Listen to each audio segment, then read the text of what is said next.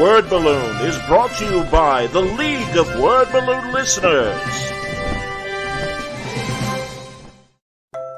Coming February 21st, it's Faye and the Moon, the latest graphic novel from Franco and the Saturn Sisters. Faye, mourning for her missing mother, sits night after night below the moon that her mother loved dearly. One night she discovers she can pluck the moon out of the star-filled sky. Back safe in her house, she holds it close, feeling comfort at last. Then Faye loses the moon and finds that taking it has awakened ancient monsters, rats, dragons, and more, who hunt for it for themselves. Will Faye be able to reclaim the moon, find her own inner strength, and save the world from eternal darkness? Faye and the Moon comes from the minds of Franco, whose works include Tiny Titans, Superman of Smallville, Archimaniacs, Itty Bitty Hellboy, and The Ghost and the Owl, and art from the Saturn Sisters, whose animated works include Sesame Studios' The New Neighbors, Hulu's The Awesomes by Seth Meyers, and PBS's Mira, Selkie from the Sea. Pre-order Faye and the Moon now. Available in bookstores and comic shops everywhere, February 21st.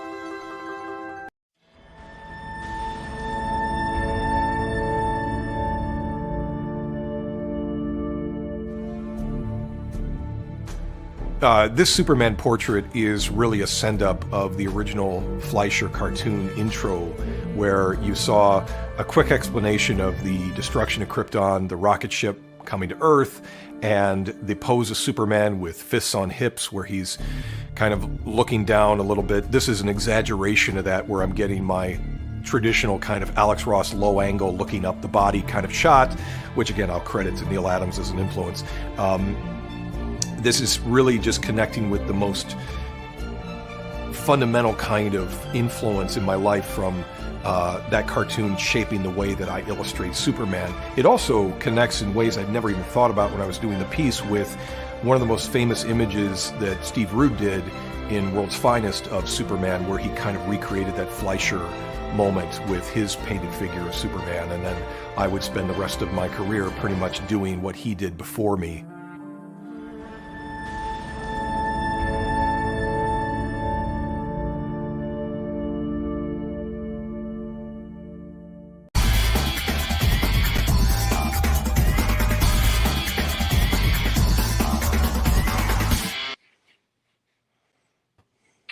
Welcome back, everybody.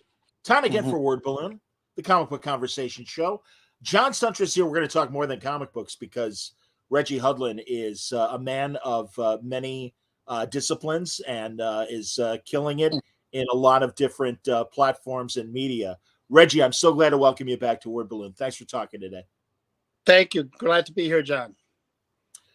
Hey, congratulations on the Milestone resurgence. And it's been so much fun to see. And first of all, loved the documentary. I think that turned out so well. It's on HBO Max for people who maybe haven't seen it yet. You really get the full Milestone story.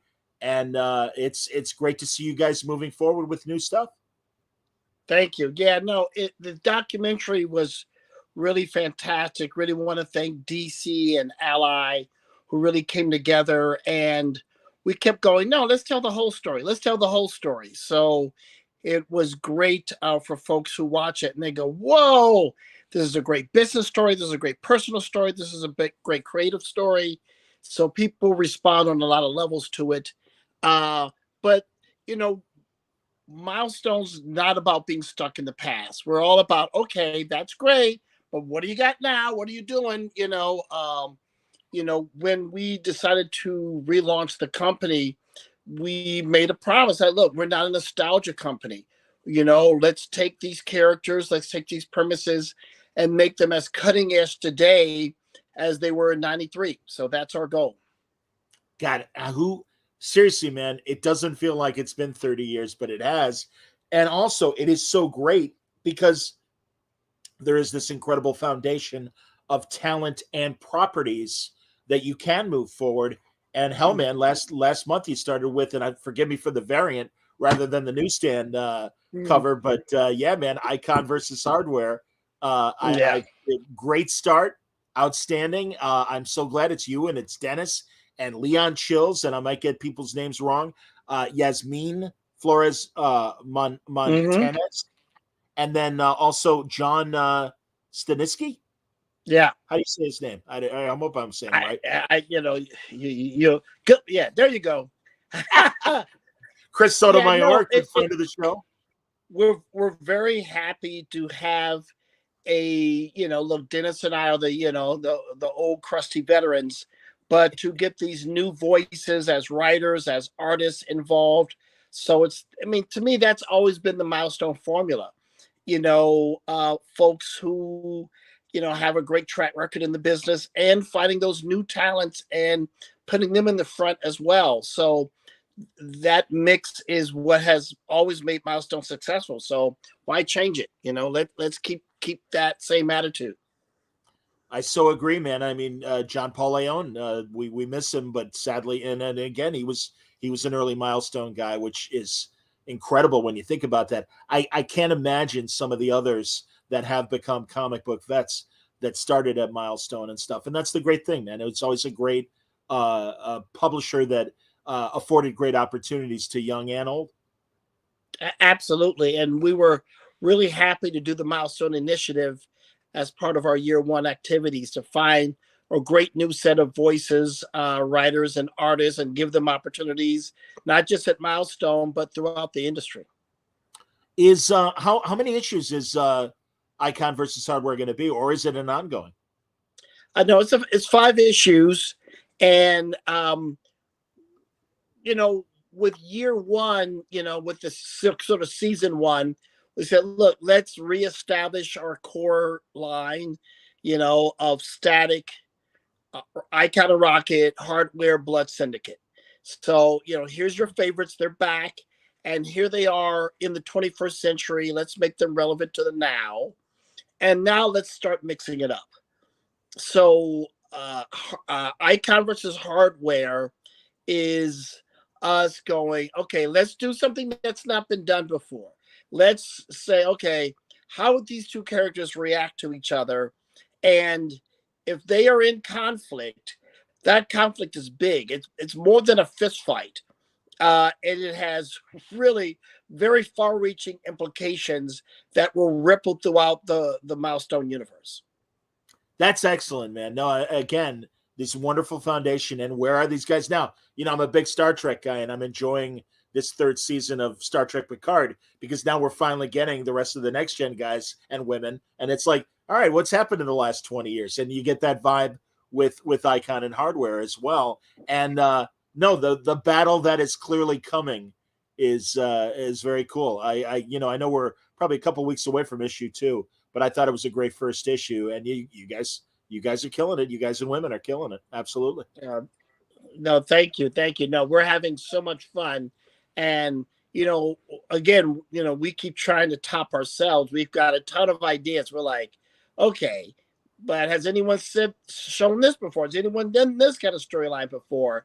And that's really our motto. It's like, there's a lot of great comic book publishers out there.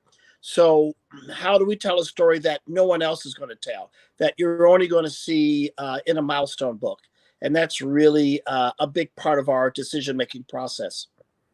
I haven't really compared the 90s product to what you're doing now, but I would imagine that maybe your writing and storytelling has changed a bit in the ensuing decades. I mean, certainly, you've kept writing comics over the years. You did great stuff at Marvel and things like that. But yeah, I mean, do you feel like the writing has changed from that original Milestone period?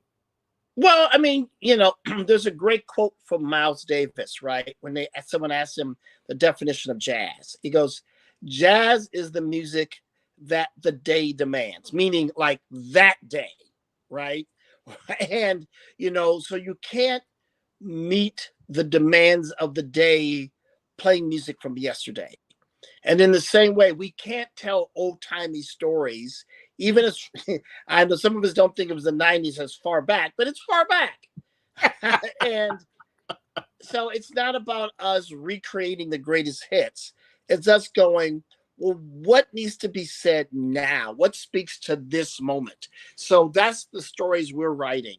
I know when my second issue of Icon and Rocket, we showed a story from early in Icon's life on Earth where he attacks the Confederate capital back in the 1800s, and the place catches on fire, and Icon walks out of the burning building holding the decapitated head of Jefferson Davis, the president of the Confederacy.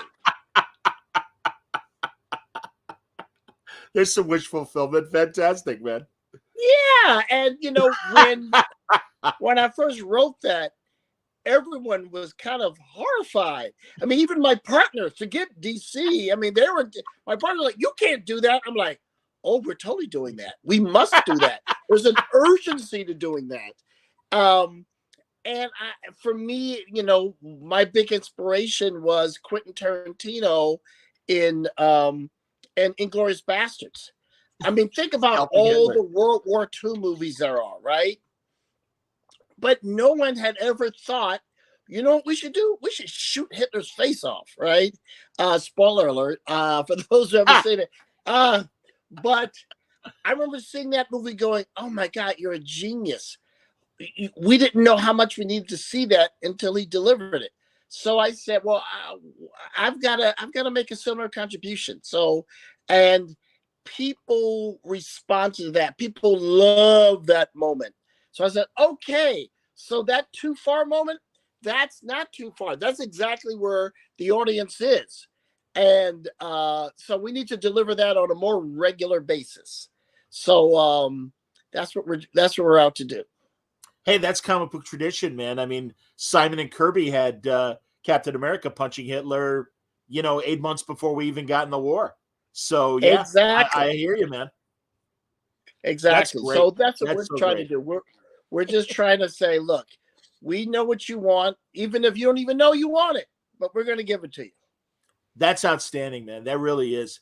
Again, I think what you guys are doing is just fantastic, and I hope the audience is responding because now it seems like things are better in terms of, I don't even know, because it really isn't covered in the documentary per se what happened as far as the backing of Milestone during the 90s. And certainly the 90s was a turbulent time. It was boom and bust as well. But I am glad that it seems, and certainly from a publishing standpoint, that you're on firmer ground. What about TV and film, Reg? Because, obviously, I mean, we're seeing it with everything that's happening with both Warner's and Marvel and Disney and stuff, what's going on. But are there thoughts to, and especially you being a movie and TV guy, are there thoughts of obviously going beyond the publishing deal that you've got with DC, but doing more TV and film with these characters?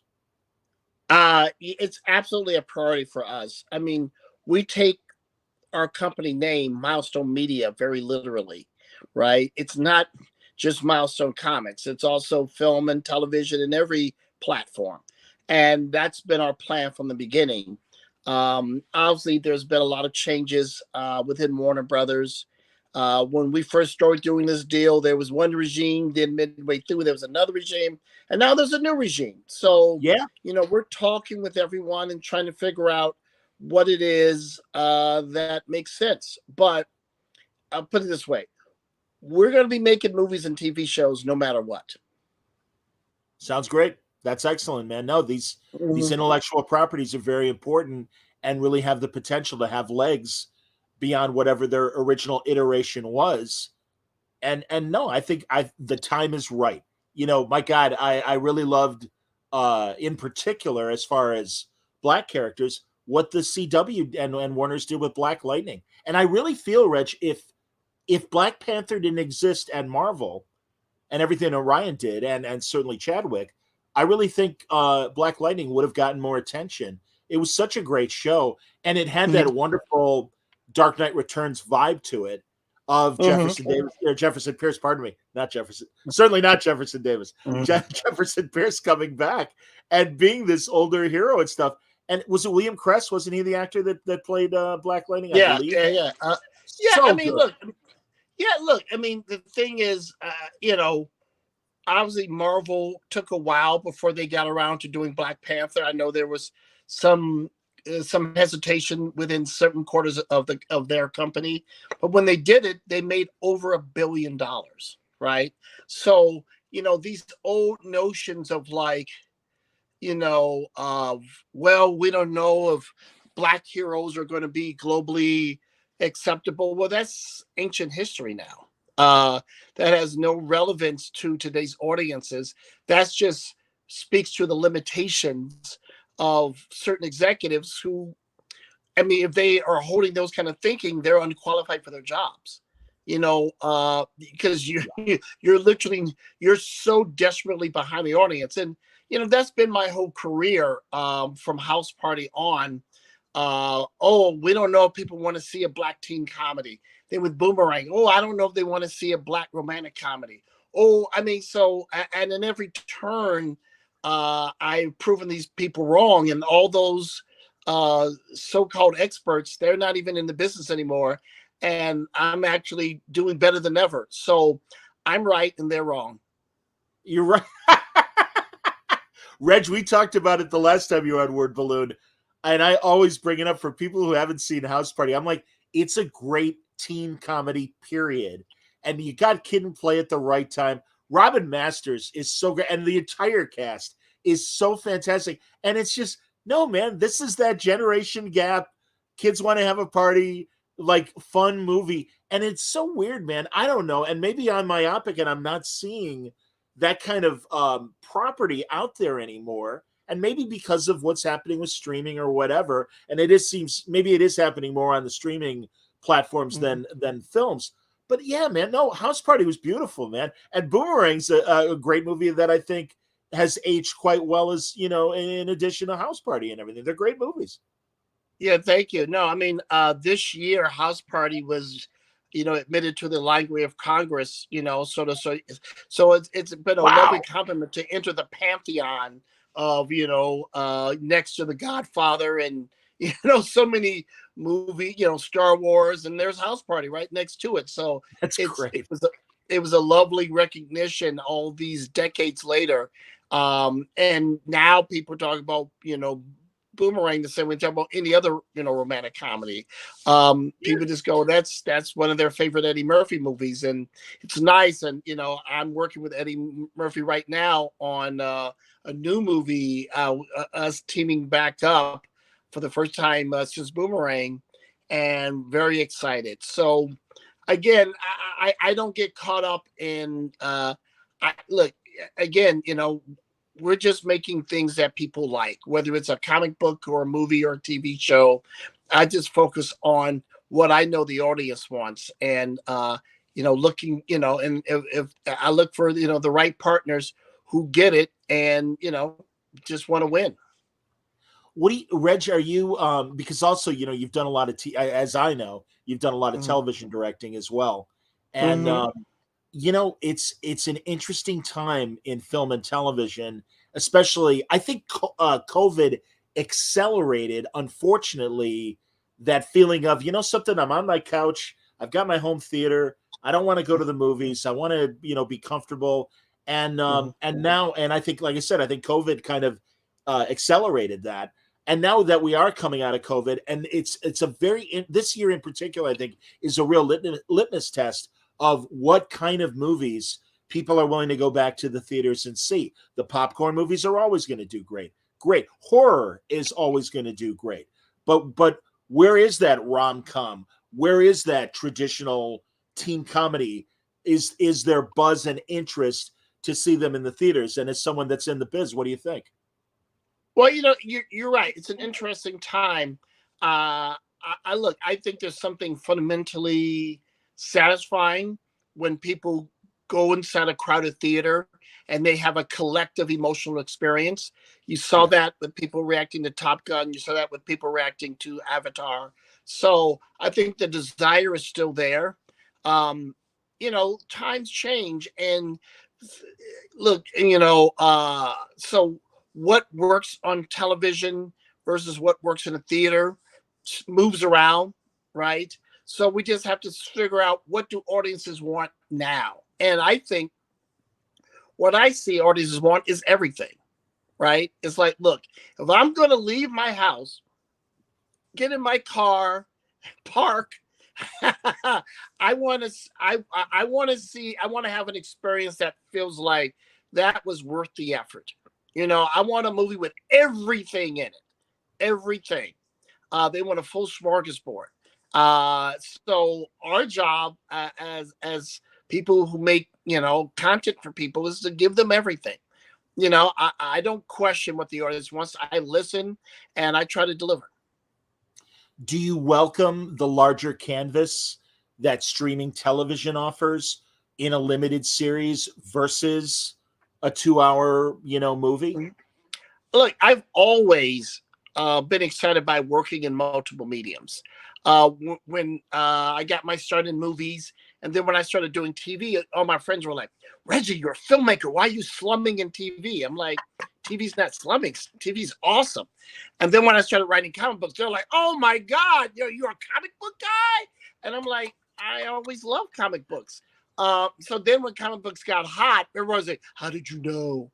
I'm like, I'm just doing what I love, and love tends to take me to the right places. So I don't worry about trends. I don't worry about what's hot. I just worry about what I like and what I love. And that usually if I'm doing what I love, I tend to succeed. What about audio drama, Reg? Because I'm a complete nerd. I love old time radio. I love a lot of the noir mysteries and detective shows from the 40s and 50s. I think Gunsmoke was an amazing Western that is amazing on audio. And yeah, it's a great TV show, but I think the radio version is superior, frankly. And I love that so many creatives are now getting into scripted audio drama. I don't is that a realm that interests you at all? Yes, I'm glad you brought that up. I mean, obviously, the explosion of podcasts, again, that proves the point. No medium goes away, right? It just transforms, right? So now, after movies, after television, the radio drama, the radio sitcom is back, which is Yeah. great. Another exciting new platform for us to work on. And, for us at Milestone Media, whether it's a podcast, whether it's a video game, whatever it is, we want in. That's great to hear, man. Because honestly, I love that both DC and Marvel are doing it, and also independents are doing it as well. Christ, on Odyssey, I loved that Dominic Monaghan and Phil Lamar did Moriarty, and it's where Moriarty is the sympathetic hero, and Phil is Sherlock Holmes and is like the most evil and vindictive Sherlock Holmes, and it's great. And again, I've loved what Marvel and DC have done with their audio dramas as well. And I'm with you, man. A good sketch comedy or a good sitcom on audio is. I'm a massive Jack Benny fan from back in the day, and yeah, so that's great to hear. And again, yeah, I agree with you, man. I think the opportunities are endless. So it's wonderful that you're thinking about audio as much as you are video things as well. TV directing versus film directing, obviously a Mhm. different discipline and a different job, despite the title being the same. And tell me Right. about those experiences you've had in TV and film. Well, if you're guest directing on someone else's show, like I've done The Office, I've done Modern Family, shows like that. Yeah. A friend of mine was going to direct their first TV show, and they said, "Well, Reggie, what advice would you give?" I say it's like being a guest in someone's home. Bring a gift, but don't rearrange the furniture.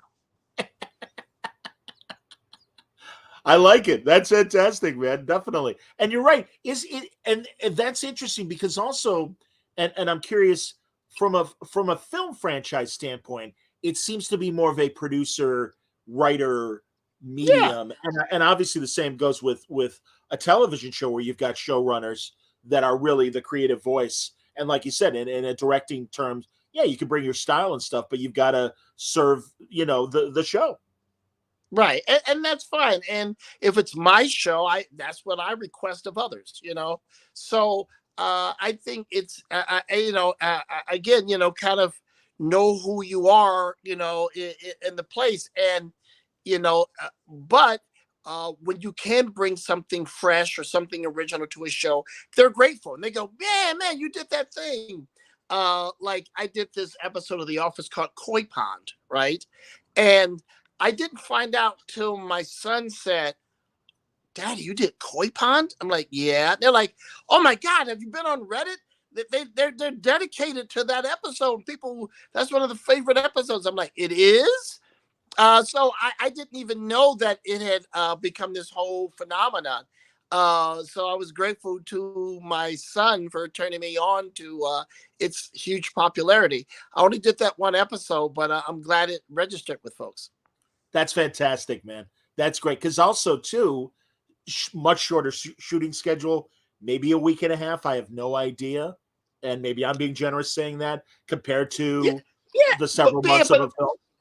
But it's also, you just get to work with great writers and great directors. I mean, so often, you get to work with some awesome people. I'm like, hey, let's all stay in touch. Let's find other things to do together. I mean, I did The Last OG with Tracy Morgan, who's been a Love long that time show. friend of mine. And, he was like, Reg, you got to come out. So I came out, did a bunch of episodes, and I love Tracy. We had so much fun. I reconnected with Method Man, who, I worked with years ago, and then met the writers on the show. Some of them, like Angela Nissa, were friends of mine. Made some new friends, like Dia, and I mean, it was just fantastic experience. So for me, anytime I can work with top-notch talent, I'm very happy to be there. That's awesome, man. I just had Rodney Barnes on the show a couple weeks ago, and I love his Blackula revival. And I love, and you and I have talked about this before, our appreciation for those great Grindhouse 70s movies. And are there characters, Reg, that you would like to bring back and work on and stuff? Because I really think I love, by the way, Elvis Mitchell did that incredible documentary for Netflix. Sure. It was so great. And I'm glad that there seems to be a revival and appreciation of that period of filmmaking, characters, and the like. What Eddie Murphy did with the Rudy Ray Moore story, I thought was great. Dolomite. So yeah, any of those characters interest you? Yes, I certainly love those characters. Right now, I'm really focused on a couple of new things. My thing is, okay, I've done a lot of tributes to some of my favorite, real life heroes like Thurgood Marshall, or exploring certain periods. But I mean, I know from, when I worked with Quentin Tarantino, I would talk about different ideas. He goes, "Why aren't you shooting that? Why are you even with me?" So he's like, "Go back to work, Reggie." So, like I said, I'm finishing up a movie now, and I'm gonna start on the next one right away. Really having a great time, just cranking out new stuff, whether it's contemporary or whether it's period, but whether it's comedy, whether it's action, just having documentaries. I'm just having a great time right now making stuff. I want to ask about a couple of your current projects. The Sidney Poitier documentary. Very excited for that, man. Another amazing actor, and we, just lost him in the last year or two. What a brilliant performer, and seemingly incredible man beyond the performance as well. So that's got to be a great honor to tell his story. Yeah, it was incredible to get the call from folks. It was like, look, the Mr. Partier's family has approved you. We want you to tell his story. I said it would be my honor. And it's now streaming on Apple Television. And we've won a bunch of awards, and people love it.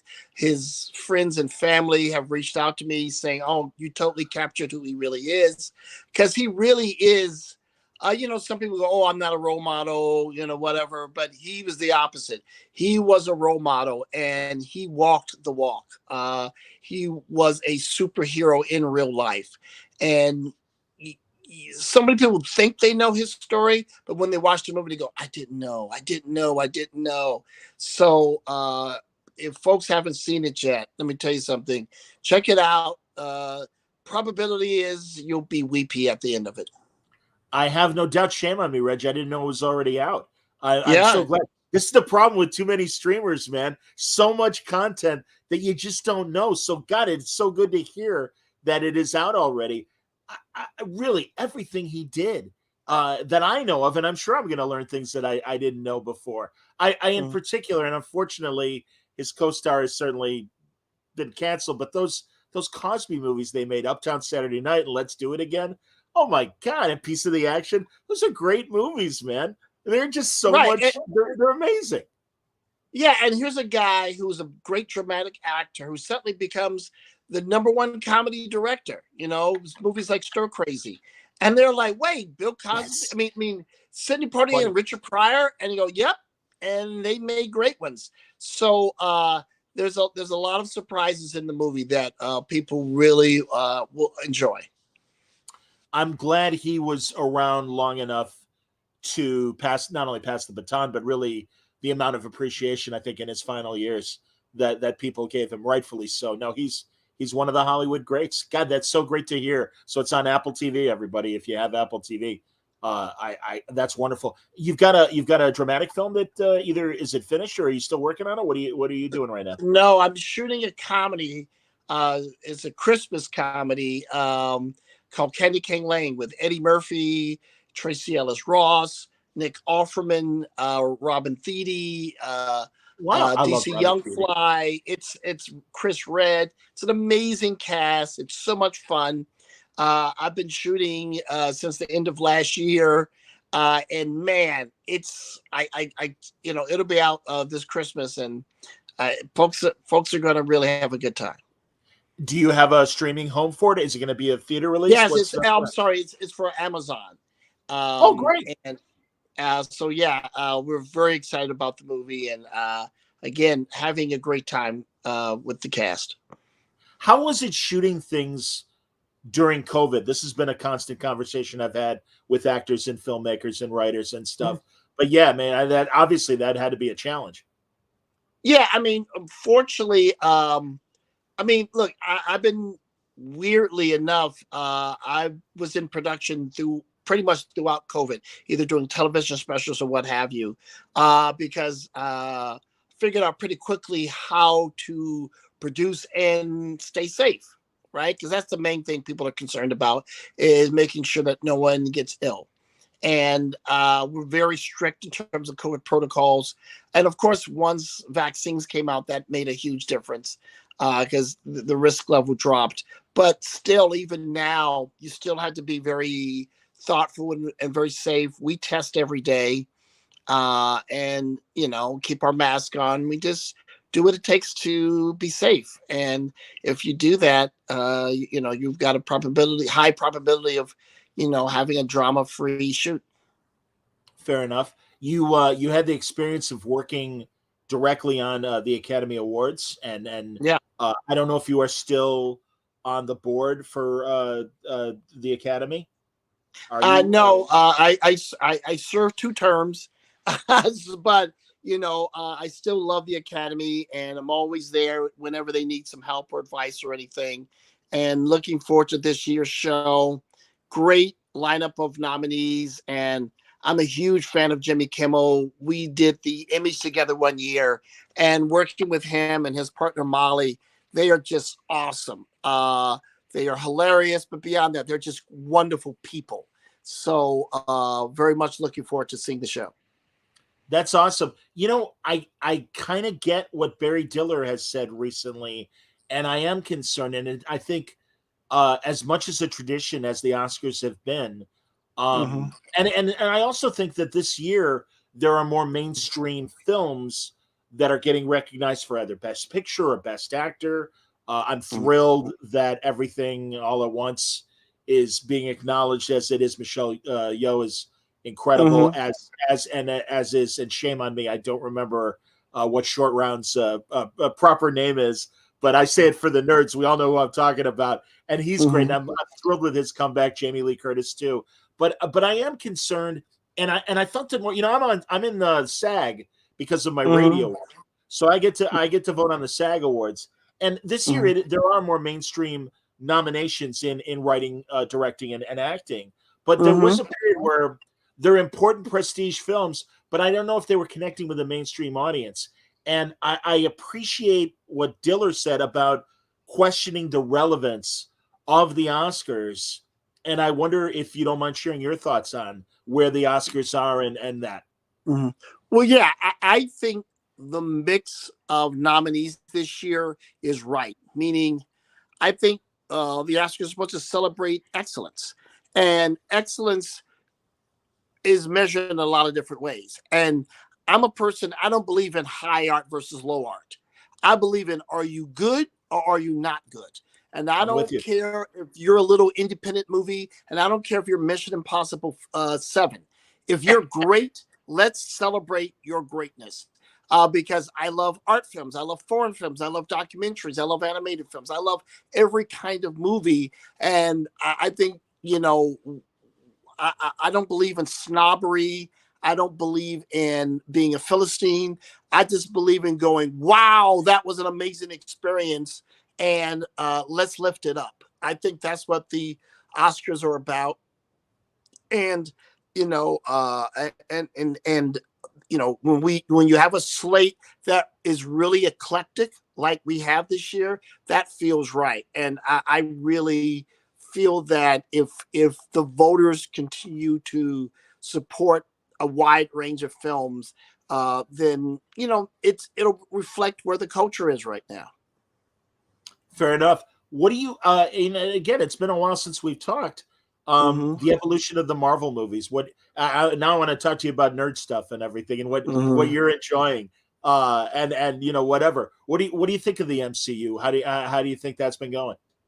Look, it's an amazing thing that's never existed before, right? The fact that now you've got going on the third decade of movies, all interconnected. I mean, basically recreating the comic book experience in motion pictures and television. There's never been anything like this in the history of any of the mediums, right? So it's an exciting thing that continues to unfold. So it's exciting to watch, and instructional for me, and when I look at how Marvel is doing it versus how Warner Brothers is doing it, what Fox was doing it before they got, consumed by Disney. I think there's lessons in all those different uh, companies and, their approaches to this kind of storytelling. And I feel like it's still the beginning. Um, the fact is, Westerns went on for a long time, and Westerns evolved a lot, over the decades. So I feel like these kind of movies, it's like it's these are the Westerns for our generation. So let's just see how they continue to evolve. I've made the same Western analogy. I remember 10 years ago, literally 2013, when people are like, Mm-hmm. superhero films, maybe they've oversaturated the market. Maybe it's time to move on to other things. And I was like, no, man. And I would go to the Western. You're absolutely right about that.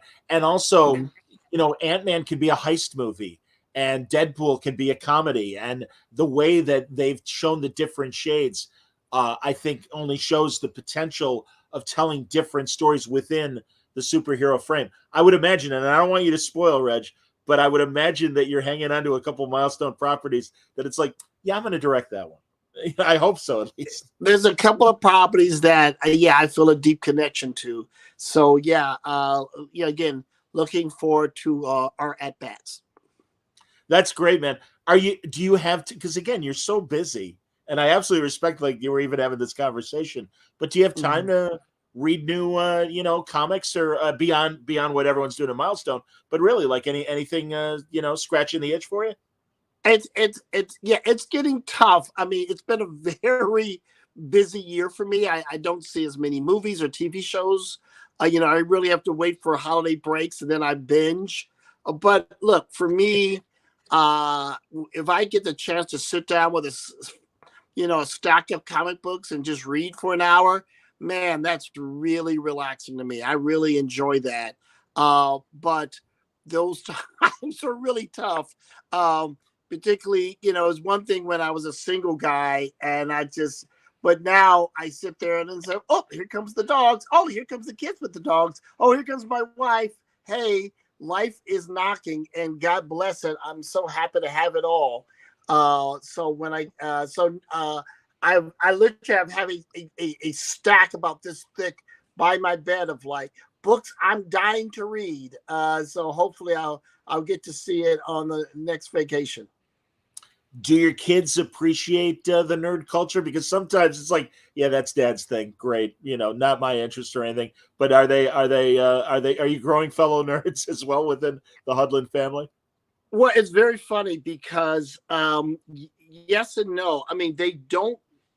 It's painful for me. They don't read comics as much as I'd want them to, because they grew up with movies and TV shows. Like they've got, well, I can watch this, I can watch that. I'm like, yeah, but the comics do things that they can't even do in film and television. But funny you should say that. My son and I just went to the barbershop, and he was talking about a graphic novel that was assigned as schoolwork. And he was critiquing why that book sucked. And I was like, that's a little harsh, but accurate. So Wow. I love that that he is as snobby about his comic book reading as his dad is. That sounds great, man. And I love that education has kind of, in certain schools, figured out that reading is reading, and it's okay to look at graphic novels. I have a young nephew who really just wouldn't connect with books, and I gave him comics, and my brother-in-law was a big jock, and he's like, well, I'm trying to get him into sports, and I'm like, he likes this and he's reading.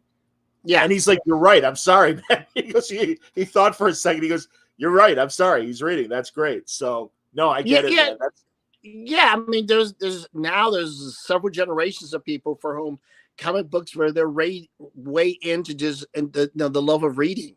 So and look, there's no greater compliment is when people say, oh, I used to read issues of your Black Panther issues to my kids at night. I mean, that's where their bedtime stories. So I know personally what comic books can mean. I know as a parent what it can mean to connecting with their kids. So and as an adult. So it doesn't matter. Comic books are for everybody.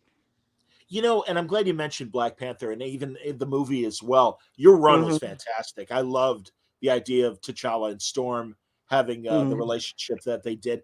But the whole Afrofuture movement, I think, is great. Your head was already there. But I think it is so interesting and amazing that the movie, at least again, from my perception as a middle-aged white guy and everything, really did ignite, it seemed, imagination and story potential within the Afro-American community, but also just in general of, hey, we're part of this too. We're part of the future. Where can this go? At least, again, from an outsider bystander, it seemed like there was this real ignition of ideas.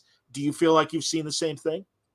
Yeah, I mean, those impulses have always been there. I mean, for a lot of Black audiences, what has been unappealing is the past, because there's really no good old days for Black folk in America. But so we were always future minded.